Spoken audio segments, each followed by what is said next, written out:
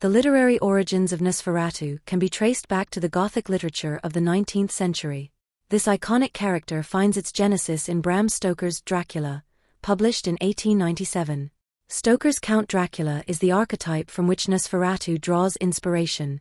The epistolary novel introduces an aristocratic Transylvanian vampire, a figure that has shaped the collective imagination of vampires, the undead who feed on the life force of the living. In 1922, German director F.W. Murnau adapted Stoker's novel into the silent film Nosferatu eine Symphonie des Grauens, Nosferatu, a Symphony of Horror.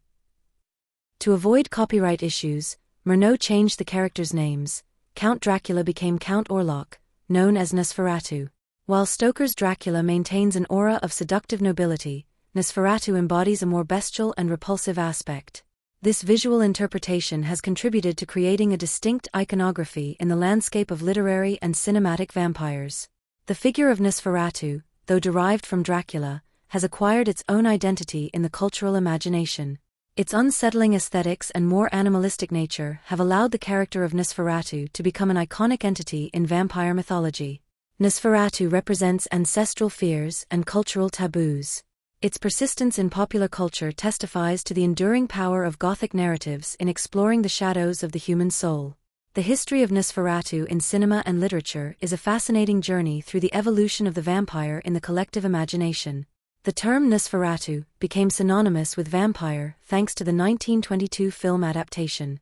Nosferatu, eine Symphonie des Grauens, Nosferatu, a Symphony of Horror, directed by F.W. Murnau, is the first unauthorized cinematic adaptation of Stoker's novel.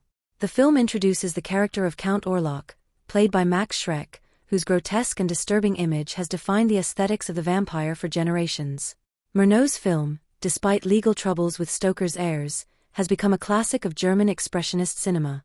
Its influence has extended well beyond the horror genre, inspiring artists and filmmakers worldwide. Over the years, Nosferatu has seen numerous remakes and reinterpretations. Nosferatu, Phantom der Nacht 1979, by Werner Herzog, starring Klaus Kinski.